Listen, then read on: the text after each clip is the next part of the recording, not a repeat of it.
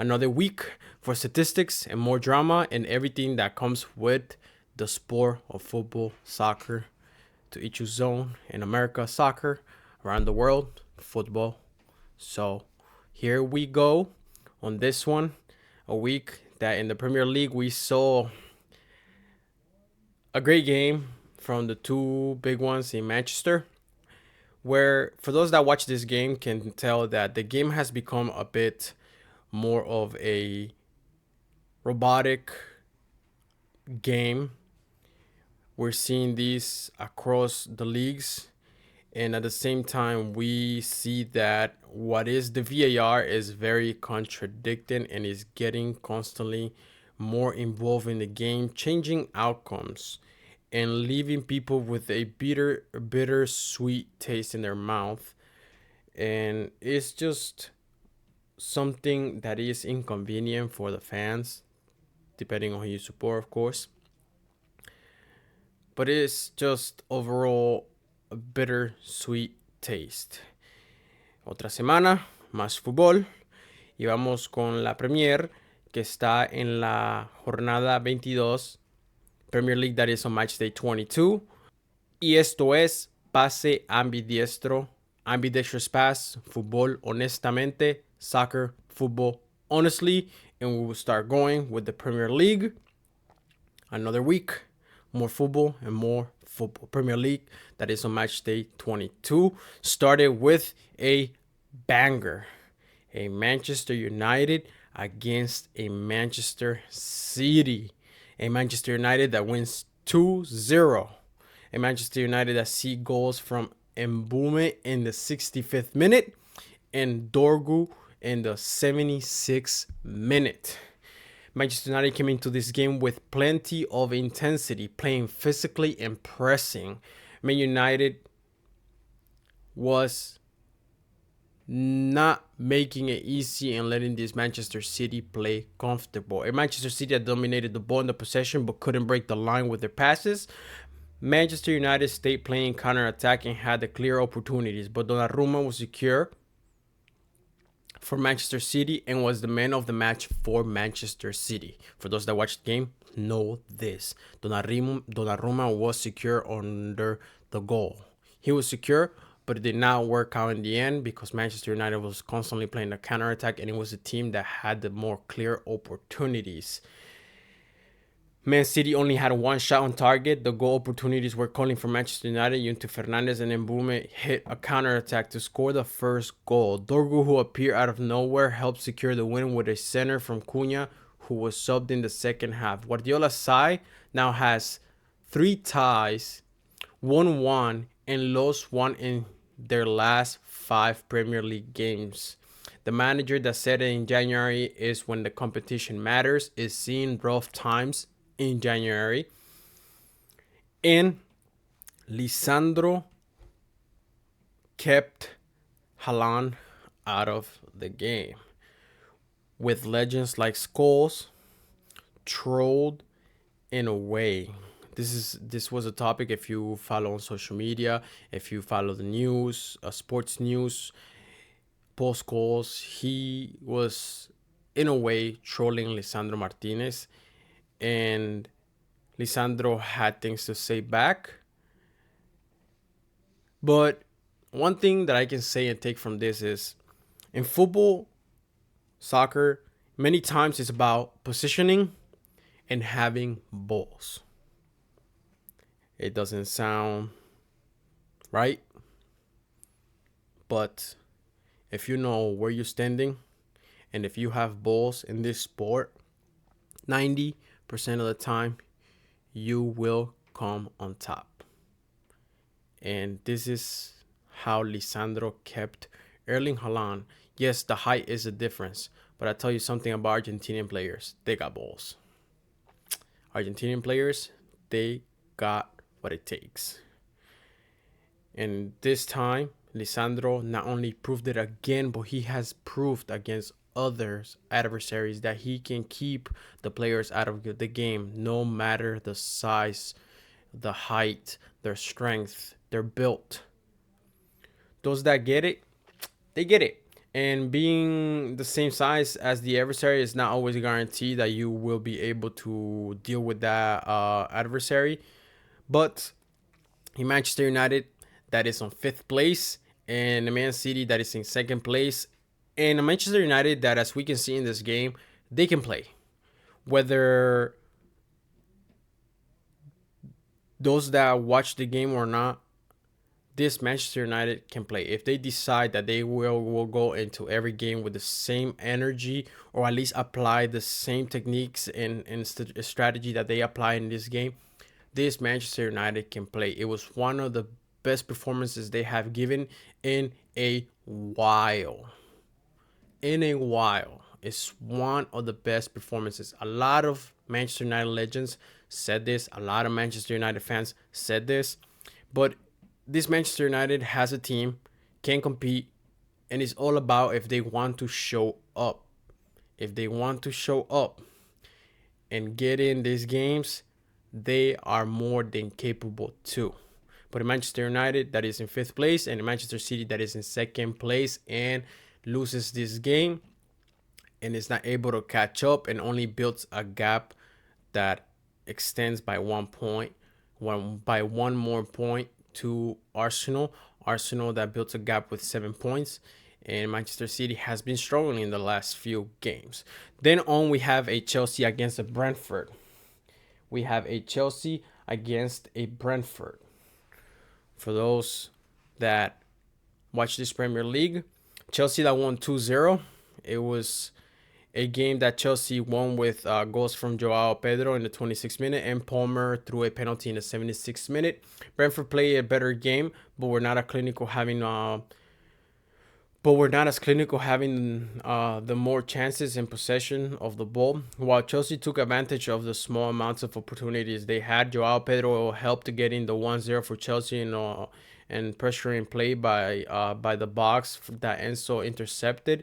And the ball ended by his feet and took the chance that was reviewed by VAR. But he was onside and this goal counted. It started with Enzo pressuring in the box. The ball ended by Joao Pedro's feet and he took the shot and he scored. Then later, Delap came just to capitalize on a mistake from Keller that misjudged the play and fouled Delap to give Palmer a penalty. And Chelsea climbed back to the top six, and Brentford go down to seventh with only one loss in their last 5 games. Chelsea is in sixth place, and Brentford is in the seventh place. Then we have a Leeds against a Fulham. A Leeds that wins by the minimum 1-0, a goal from America in the 90th plus 1 complementary time. Leeds dominated the game, creating more attacks and distributing in the game. Even though the game had a very few clear chances, Fulham had a slow start and grew into the game.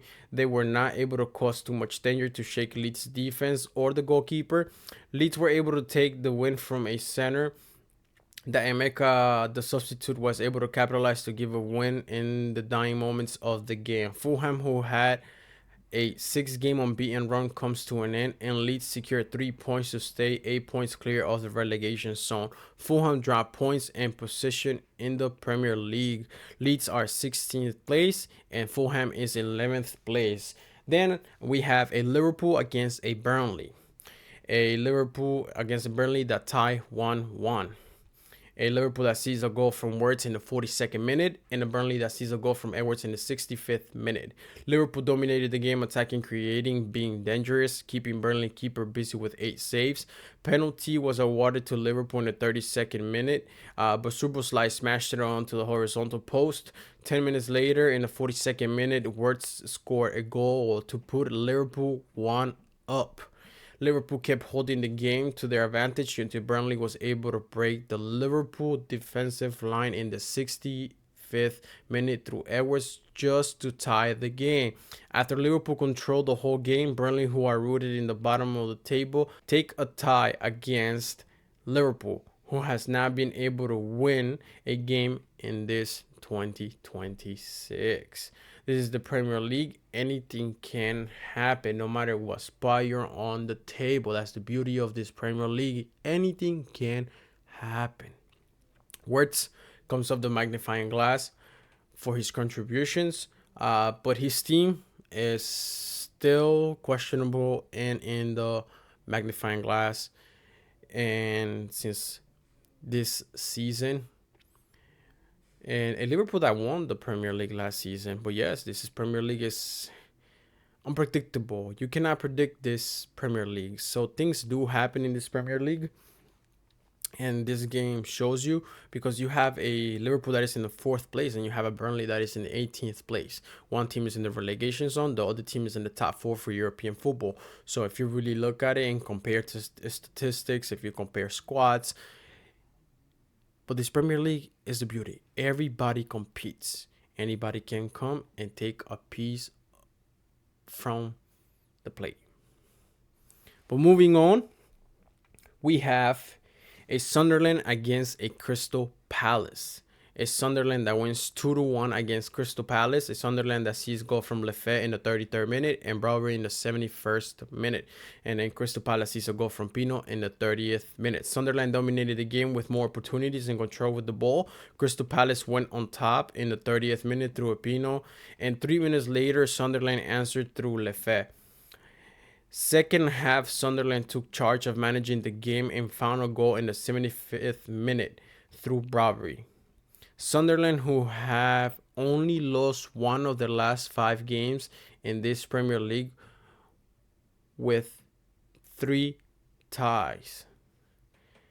While Crystal Palace seems to be in a free fall and inconsistent, without being able to see a win in their last 5 games. Crystal Palace, that has been losing piece by piece this season, important players and important positions, important roles. This Crystal Palace being picked out of their important players. As we know, Gui might end up going to Manchester City. If not, that's finalized. Who knows? They don't want to say it, but we'll be seeing this. A Manchester City that is in need of defenders. In Manchester City that, again, and I will emphasize, I believe that they have a well-rounded squad. And one of the questions I ask is, what will Guardiola be able to do once this team is fully healed and all the players are back? How is he going to be able to rotate all these players? But a Crystal Palace that's losing piece by piece. At the beginning, it was a very important player that we know went to Bayern. Then you have Eze, went to Arsenal. And now you have the captain, defender, who is likely done to go to Manchester City. A Sunderland that is in ninth place, and Crystal Palace that is in the 13th place. Then moving on, we have a Tottenham against a West Ham. A Tottenham that loses to West Ham 2-1. A Tottenham that loses at home. Tottenham that sees goal from Romero in the 64th minute, and a West Ham that sees goal from Somerville in the 15th minute, and Wilson in the 90th +3 complementary time. Tottenham on another inconsistent loss, not being able to keep consistent in the game, dominated creation, possession, but not clinical enough to win. West Ham that went up 1-0 first in the 15th minute with Somerville, that shot that was deflected and ended up in the back of the net. Tottenham answering the 64th minute with a strong header from Romero that came from a perfect cross. In the complementary time, West Ham had a corner where a lot of traffic was created in the box, and the opportunity came by for Wilson to give West Ham the win, helping them gain 3 vital points to help them fight the relegation. And Tottenham that has only won 7 of 22 Premier League games this season, while West Ham has only won 4 of 22 games this Premier League. Don't be surprised if you hear Thomas Frank has been let go from this Tottenham team. Even fans are asking that is a time for change. Tottenham is in the 14th place and West Ham is in the 18th place. Then we have a Nottingham Forest, a game that ends up tied and Arsenal is not able to take advantage. An Arsenal that is not able to take advantage. Arsenal that has seen Manchester City keep tying, and they're not able to take advantage of this. What is going on with this Arsenal team that at the same time is getting some of their players back? But in this game, Nottingham Forest and Arsenal tied 0-0. Game where Arsenal had the possession and momentum to get what they needed with three clear chances that were not able to find the back of the net. Forest played with a low block and counter while Matt Sells kept his goal clear even when Arsenal had a clear header from Saka and shots from Martinelli and Rice. Arsenal grew frustrated to find a win with a controversial handball from Aina, but was deemed not a handball. And Forest kept trying for the goal, but were not as clinical to push shots on target and disturb Raya, who had to play sweeper keeper in a few plays from Arsenal when they had to defend. And Arsenal that has not been able to take advantage of the Manchester City tying or losing games on the top to build a longer gap and more strong gap. While Forest are 5 points away from relegation and hold back Arsenal from a win, and Arsenal that has been an Arsenal that has gained some of their players back from injury. Is not able to take advantage and fully build a stronger gap. A Nottingham Forest that is in 17th place and an Arsenal that is in the first place. Then moving on, we have Wolves against Newcastle. A game that ends up 0-0. Still game for Newcastle. Took the control of the ball without being able to be effective enough to find the net, while Wolves took some chances on the counter-attack but weren't efficient to create danger on the Newcastle goal. Newcastle did not have a shot on target until late in the game. And Newcastle that goes down to 8th place, tying this game and seeing a 3-point gap between them and European football. Wolves rooted at the bottom in the last place. They're seeing 1 win and 3 ties and 1 loss in their last 5 games. Wolves are in the term of turning things around, but it's looking rough, and the momentum is holding them back for them to find comfortability in their game to climb out of the relegation zone. A Wolves that is in the 28th place and a Newcastle that is in the 8th place. Then we have an Aston Villa against an Everton. This was another kind of surprise game because Aston Villa has been coming in with good momentum, but Aston Villa lose at home. An Everton that wins by the minimum 1-0 as visitors, and Everton that sees a goal from Barry in the 59th minute. Everton that hit the post within 11 seconds of the game starting through Merlin Roll. And Everton that took a defensive error in the 59th minute from Paul Torres that at first Dibu saved, but Barry was close to the rebound to chip it over Dibu to score the only goal in the game. Aston Villa controlled the danger and the ball possession, keeping Pickford busy in goal, forcing him to make outstanding saves in the 72nd minute by a shot from Rodgers. And Aston Villa that see a loss at home after keeping their home as a fortress. While Everton take 3 vital points to climb and get their second win out of their last 5 games with 2 ties and 1 loss.